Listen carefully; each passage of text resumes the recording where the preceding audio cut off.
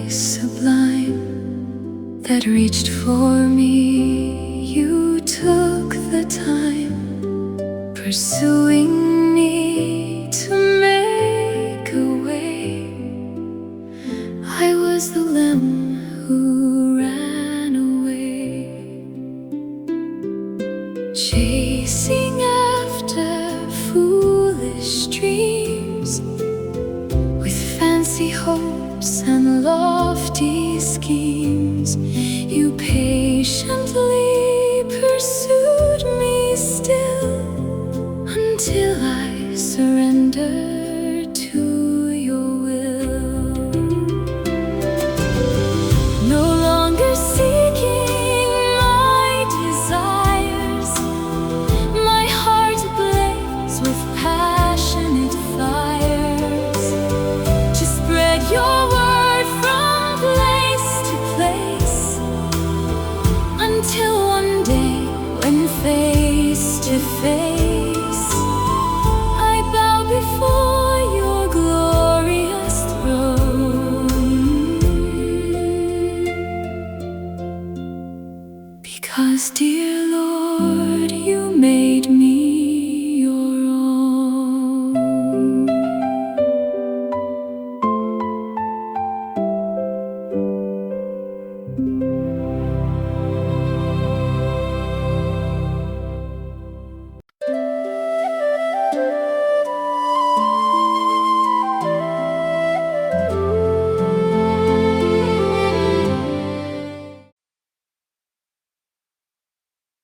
Good evening. As we return, continuing on in Romans, I don't want to jump too fast because we only have, a brief few minutes each evening. So we're going to go Romans 2, 5 to 11, and sort of lay out the case step by step, similar to the way Paul did. He was laying out the case in order to get everybody ready to truly understand the good news, and that is the gospel message. So we'll begin with prayer. Dear Heavenly Father, help us to see you in the midst of everything else that is going on in our lives. Help us to grow in your word. Help us to find you and to honor you as Lord and Savior. I pray for those who do not know you or who do not fully understand how the gospel message is. Guide us, lead us, bring us to a full knowledge of you. In Jesus' name I pray. Amen. The Romans 5, 2, 5 to 11. He just finished saying, do not judge others, or you yourself will be judged. And we do fall so frequently into wanting to judge others and not looking at the truth, that we are unworthy of salvation as well. And as long as we believe that, then we have difficulty truly understanding who God is. We diminish the idea of his magnificent righteousness, and we also diminish the extreme patience and grace he has shown throughout all of these years, with so many just spitting in his face, denying the gospel, the truth of the gospel, and making up their own idea of who God should be.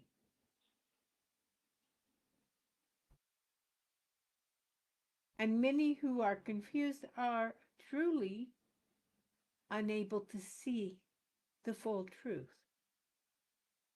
at least for now. But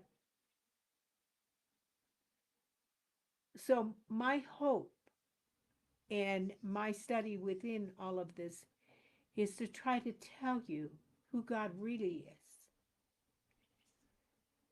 and how magnificent is the gospel message, the truth of the gospel message. But to get there, we have to first recognize how unworthy we are.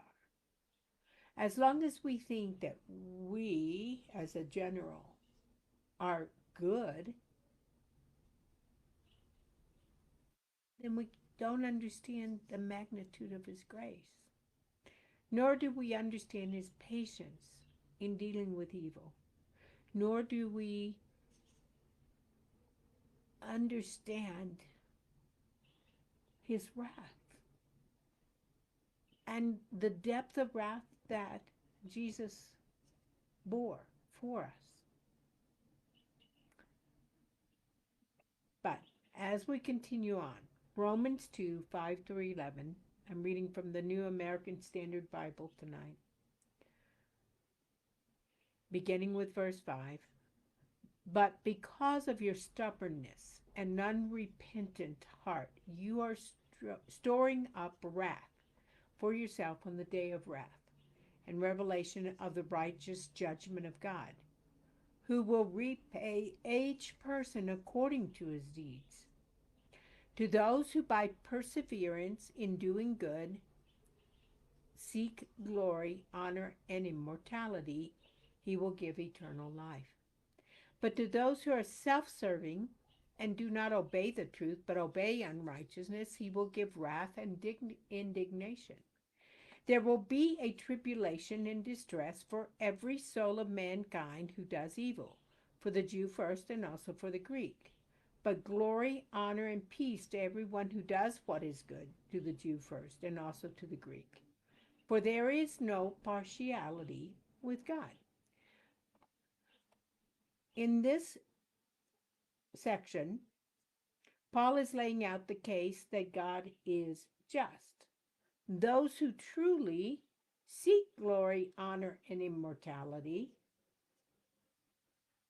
will receive. But what is it to seek glory, honor, and immortality? It is to find out that we ourselves are incapable of being those things. Where if it were not for Jesus Christ paying the penalty for our sins. Because if you stop and you look at yourself very clearly, have you ever lied in your lifetime? If so, you are a liar. Have you ever taken anything that really wasn't yours? That would make you a thief. Have you ever put anything as more important than God? Ah, then you've broken the first and the second commandments, for you have placed something as an idol above him. Have you ever done good, but did it in order for somebody to praise you? Pride's in your way. You see, none of us in actuality deserve salvation, but God has no partiality. Those who by perseverance in doing good seek glory, honor, and immortality. Even in the times, because I was saved very young, it kind of puts me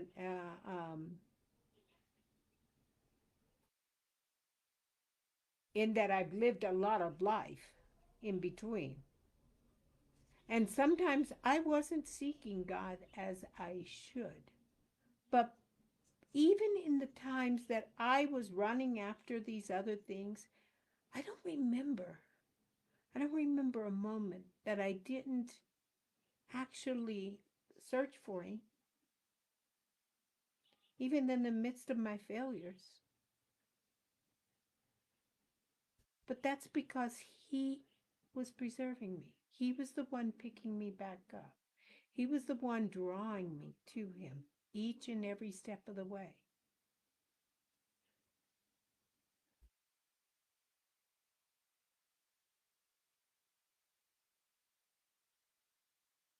I just thought I was trying so hard to do it all by myself. And it wasn't until I found out that I was incapable did I really begin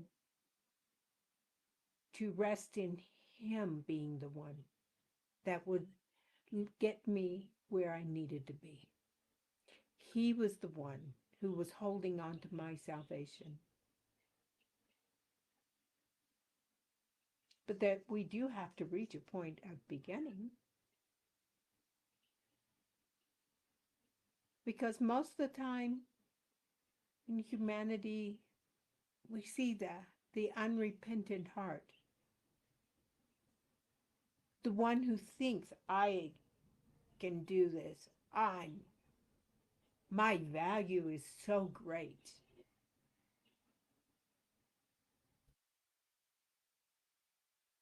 Compared to what?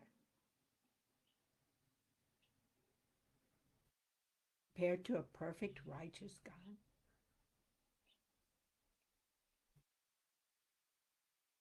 Had someone tell me that oh, I love Jesus, but I don't like the God of the Old Testament, not recognizing he's the same. God has not changed. And whether it be the Father, the Son, or the Holy Spirit, they all three stand as one.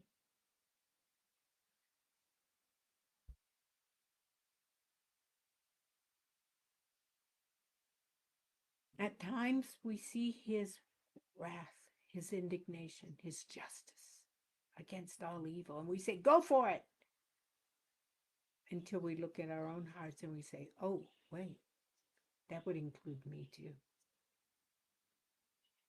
But when we finally recognize our own hearts, then we say, thank you, God, for your love, your grace, your mercy, your gifts, your joy, your hope.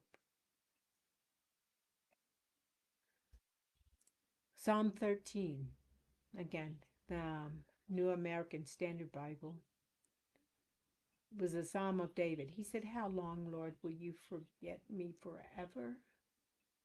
How long will you hide your face from me?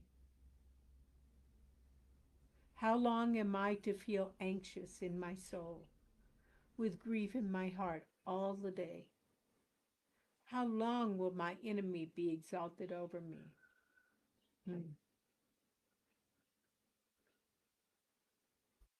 Consider and answer me, O Lord my God. Enlighten my eyes, or I will sleep the sleep of death.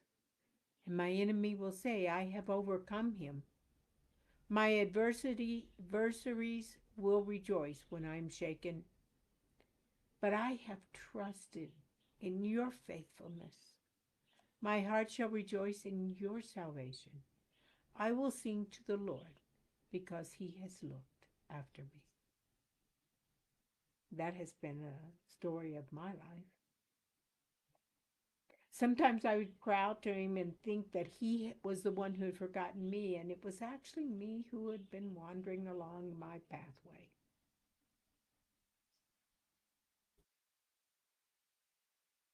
His silence was only there to draw me back, to make me long for him again.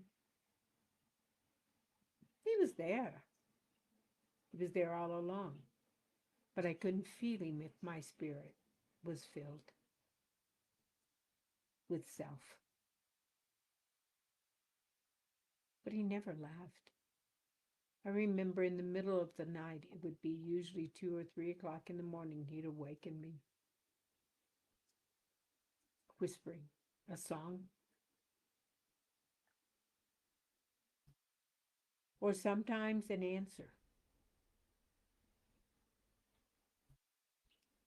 Even when I was farthest away in my own little worlds, He was faithful. He's been there. That's why I have commend him to you. If you've never accepted Jesus Christ as your Savior, you're missing out on the greatest treasure. That thing that can, in the middle of the night, soothe any pain, sorrow, or fear. All you have to do is reach out and sing to him a love song or a thank you or just say, hold me. And he's there.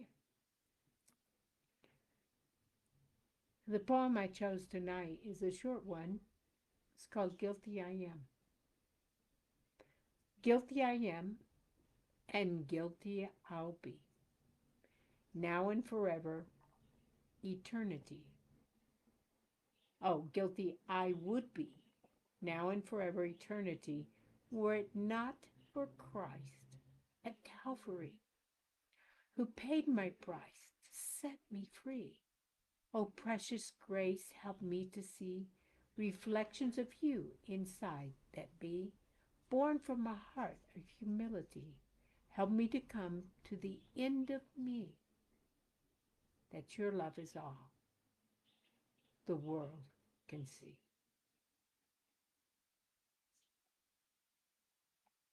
So as we're moving through Romans, he's building it up. He's reminding us here that God is just.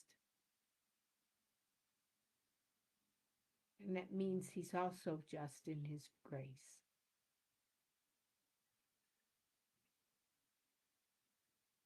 And step by step, we're moving our way into Romans to the point of the full explanation of the gospel message. And I hope you stay with me through it. But God is not partial. Jew, Gentile, wherever you are in the world, whatever country you're in, God is the same, and he's calling your name. Dear Heavenly Father, help anyone who does not know you open their eyes that they may see. Open their heart that they might receive you as their Lord and Savior. Help them to understand your wrath against unrighteousness, because you know that it only draws us away from you.